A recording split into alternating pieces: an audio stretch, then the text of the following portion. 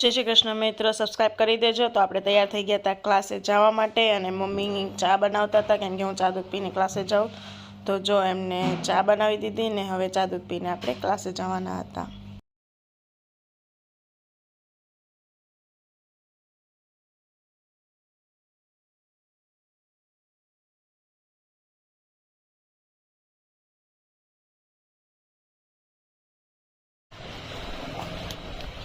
ચલો ગાઈસ, આવી ઠંડીમાં આપણે ક્લાસ જાવી ઉઠીને સીધા જો કેટલી ઠંડી જ કોઈ દેખાતું નથી।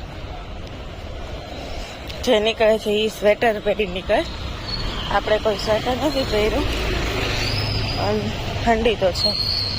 આ ઠંડીમાં ક્લાસમાં એસી ચાલુ રખાવે બધા। ચલો સબસ્ક્રાઈબ કરી દેજો। Okay, bye bye. ને અત્યારે પોતા મારે છે, આજે થોડાક લેટ છે બેન અમારા। કેમ બેન તમે લેટ છો આજે? આજે હું એકલી છું। લે તો હું તમારા ઘરે જમવા આવવાની છું બેન, તમે એકલા આવો ને। ભજીયા બનાવવાના બપોરે તે નવરી ના નકરા ભજીયા જ ખાય, કાલે ભજીયા ખાતા હતા। આમ જો કેટલું પાણી વેસ્ટ કરે છે ને કેટલું પાણી ઢોળ એવા છે ફોરેન થી, તમને લાગતા ફોરેનર જ હશે અને આ આફ્રિકન થી તો નહીં દઉં જો એની હાટું ચોકલેટ લાવી હું, મને હર્ષે કીધું ભાણકી આવી છે હું પણ થોડું શું। બપોરનું જમવાનું તૈયાર છે, હવે અમે 12 વાગી ગયા છે, 12 વાગે બેસી જઈએ જમવા। લાસ્ટ રોટલી થાય છે। મારી બેન પણ એકલી છે એટલે મારા ઘરે આવી છે કપડાં સંકેલવા જવું। એમ કરે નો એકલી હોય ને એટલે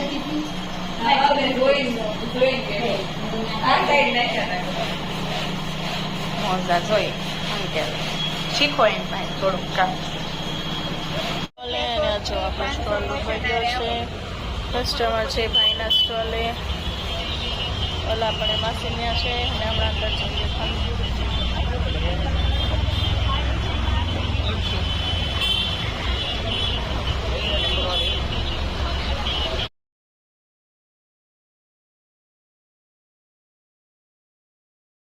તો આપણે બપોરે 1 વાગે સમથિંગ સ્ટોલે પહોંચી ગયા હતા, ઘરનું કામ બધું ફિનિશ કરીને। બિકોઝ અમારો સ્ટોલ આજે કતારગામ ગોવિંદજીમાં હતો, કાલે મતલબ આલ્ટરનેટ કાલે હતો।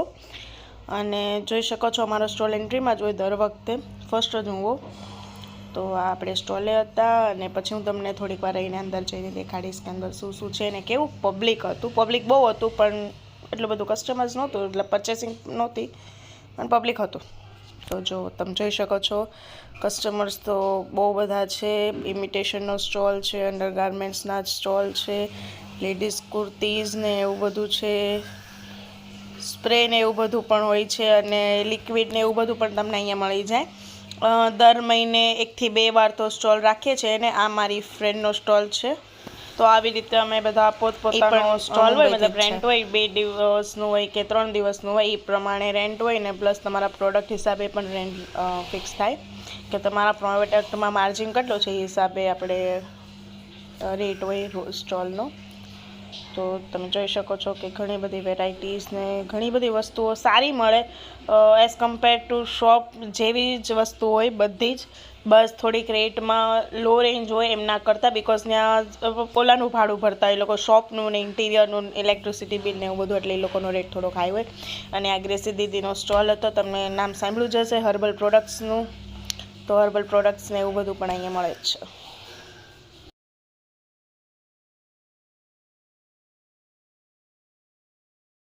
અને આ જુઓ ઉપરથી વ્યૂ, આખો હોલ ભરાયેલો છે। ઓલમોસ્ટ દિવસની કંઈક 7-8 હજાર જેટલી એન્ટ્રી થતી હશે કસ્ટમર્સની, આટલું પબ્લિક આવે।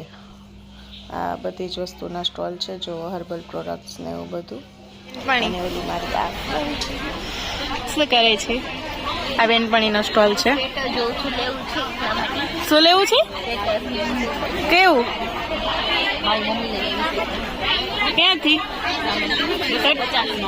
સરસ છે। ઓકે, ઓલા છે તારે ક્યાં જવાનું છે? ઓસ્ટ્રેલિયા જવાનું છે તારે? કે લંડન ઓસ્ટ્રેલિયા, લંડન, આફ્રિકા બધું જવાનું. ઈ એમ નહીં હાલે. એક વસ્તુ કહેતો હું માન્યું તે તો બધી કન્ટ્રી કહેતો ન માનું. આવું છે ને મારે પણ.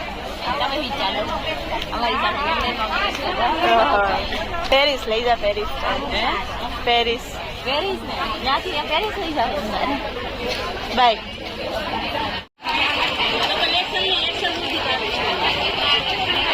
મસાલા અને ચાઇનાની આઇટમ્સ પણ બધી મળી જાય. મતલબ કે આપણે આમથી મગાવીને સ્ટોલ ને એવું બધું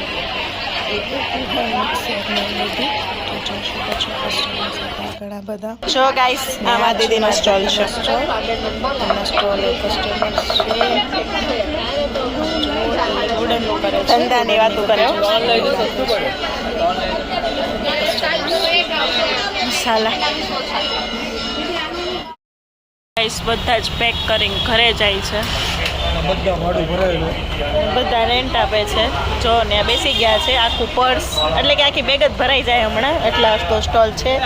અને આ જો અમારું પેકઅપ હજી ચાલુ નથી થયું. આ માણસ મને પેકઅપ નથી કરવા દેતો હજી. કહું છું મને ડોક દુખે છે, રક્ત થઈ ગઈ તો મને પેકઅપ કરવા દે, તો નથી કરવા દે. હજી કમાણી ચાલુ છે તો પેકઅપ ના કરાય ને. નામને કયો કે માવા ખાવાનું બંધ કરી દે. માવા નથી ખાતો, રજનીગંધા ખાઉં છું, પણ એને એકચ્યુઅલી સમજાતું જ નથી કે આ માવો નહીં રજનીગંધા કહેવાય. એ પણ ન ખવાય. જો ખવાય, બે મોઢે બધા જ ખવાય. પેમેન્ટ આપે છે, બધા રળી રળીને જાય છે ને હવે ધવલભાઈ રળવા માંડ્યા છે. જો બધાએ પેકઅપ કરી લીધું છે. અંદર જો કસ્ટમર નથી. આને કહું છું પેકઅપ કરવાનું, પણ આ નથી સમજતી. જલજીરા ખાય એમ જોઈએ ને પેલા જલજીરા પડી એને 10-15 હજારનું તો સેલિંગ કરી નાખ્યું છે આજે. એટલું કાઉન્ટર તો હશે. અને આ બિચારી નાની છોકરી પાસે કેટલું બળ કરાવે. અને આ જો બધા પેકિંગ કરે છે. પેક કરવા દો ને હવે ઘરે જવું છે. ભૂખ લાગી. હજી મને લાગે છે કે મારા 10,000ની કમાણી થશે. ફાકા નહીં મારવા એવા. એટલે કાલે પૂછી દો થઈ ગઈ કે નહીં છેલ્લે 10,000ની 10,000ની ભલે નો થાય. ઈ કે 10,000ની મોટી આશા લઈને બેસો તો નાનું તો થાય એમાંથી. છે. સરસ. તો એમની આશા છે કે એમને જે આખો દિવસમાં ના થયું અડધું પણ એનો ડબલ કાઉન્ટર 1 કલાકમાં પણ નહીં, પણ આમ તો અડધી કલાક જ છે હવે. જો કે બધું પૂરું જ થઈ ગયું છે. જો બધું પેકઅપ થઈ જ ગયું છે તો એને અડધી કલાકમાં એ જોઈતું છે. એટલું કાઉન્ટર કેવી રીતે આવે? આખો દિવસમાં નથી આવ્યું પણ અત્યારે જોઈતું છે. આવશે. હજી કસ્ટમર અંદર છે બહુ બધું. દેખો ઇસ શખ્સ પર કિતના પિમ્પલ છે. મારે પણ સ્કિન દેખાડવા જવાની છે. અને આને અહીંયા બધે થઈ ગયું છે. તો અમારું પેકિંગ થઈ ગયું છે. જો આટલો જ સામાન પેક થઈ ગયું ને એ બધાનો ભરાય છે ને એમ જો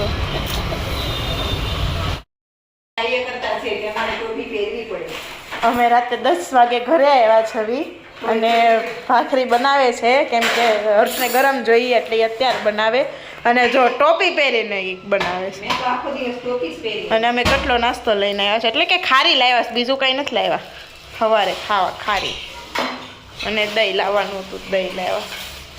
ટોપી પહેરી એટલે તમારે આખો દિવસ ટોપી પહેરીને રાખવાની. ઓકે ચલો અમારે જવાનું છે ડાન્સ પ્રેક્ટિસ માટે, તો ફટાફટ જમવાનું તૈયાર છે, જમી લઈએ અને જાવી. તો દીદીના રૂમાલના લેસા પડી ગયા છે, આવી રીતે કર્યું છે. અને મમ્મી પોતા મારે છે કેમ કે મને ડોક દુખે છે એટલે મેં વાસણ ઉટકી નાખ્યા, મારું કામ કરી નાખ્યું. એ કે લાવ હું પોતા મારી દઉં. અને તોય ટોપી તો એ કાઢતા જ નથી. ટોપી તો પહેરેલી જ રાખીશ. કોને ખબર ભાજપ પ્રત્યે એને એટલો બધો પ્રેમ ક્યાંથી ઊભો રહ્યો ખબર નથી પડતી. આ ટોપી હાથમાં આવી ગઈ ને એટલે ટોપી પહેરેલી જ રાખે છે.